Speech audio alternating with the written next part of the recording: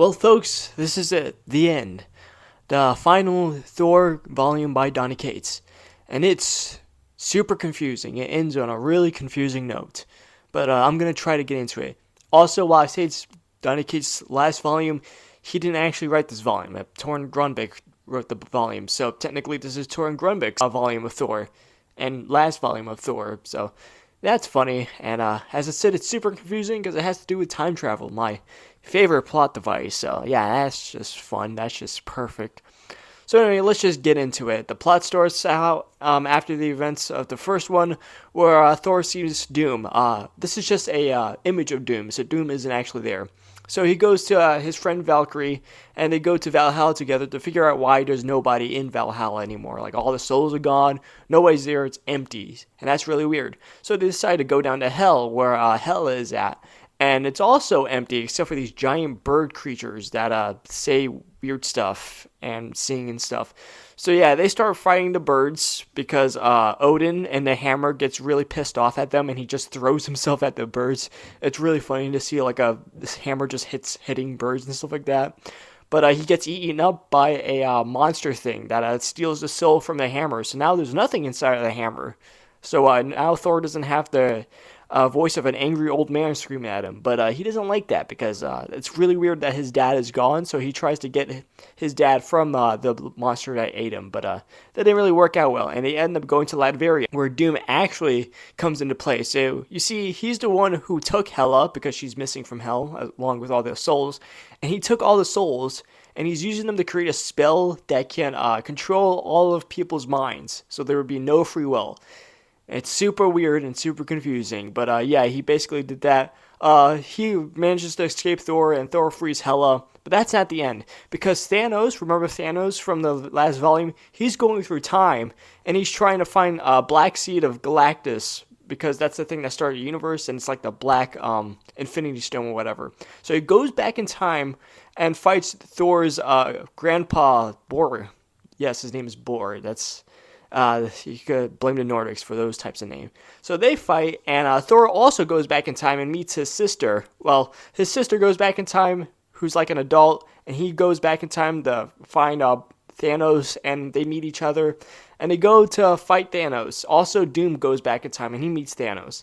And, Thanos manages to beat Bor and goes to find the black Infinity Stone, and it turns out it's a baby, and this is baby Hela. And this is what Bor was creating, a baby Hela thing. And it gets even more confusing. Why did he make baby Hela?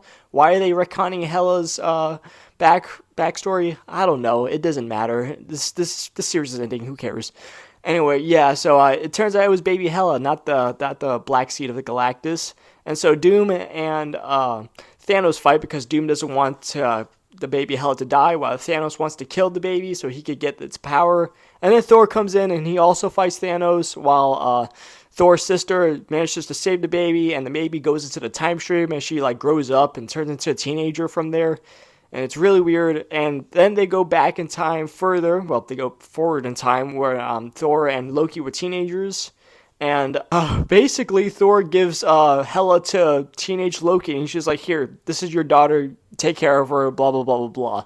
So he just flops Hela onto Loki's lap. It's like, "Here, this is your daughter. See ya," and leaves. So that's really funny. Also, meanwhile, Valkyrie manages to get all the souls from Doom, and including Odin, and manages to let them go back to Valhalla. So now Odin is back in Valhalla along with all the other souls. And so now he's no longer in Thor's hammer. Anyway, after that, Valkyrie tells Thor Odin's last wishes for Thor, and they get all nice and teary-eyed. And then, everyone lives happily ever after or something.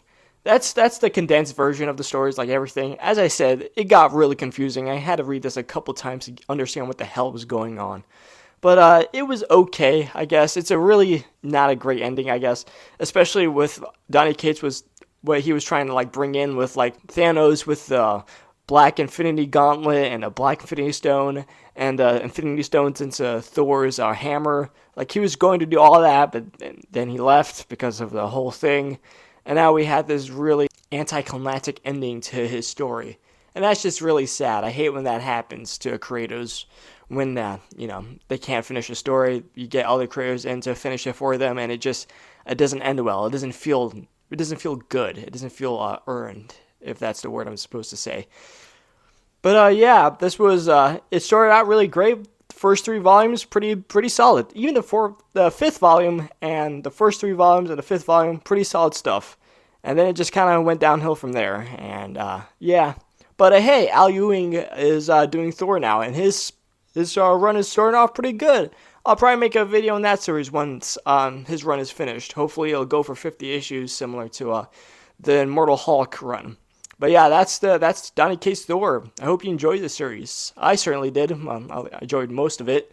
But yeah, this was a bit of a disappointment, especially towards the end. Next time I'll probably do a Hulk series, another one, but this time I'll go a bit more into detail with random runs. I don't know. I'll have to see. But I hope you enjoyed. Like, comment, subscribe. Tell me other stuff that you want me to read and talk about, and I'll probably get into it. But yeah, see you later.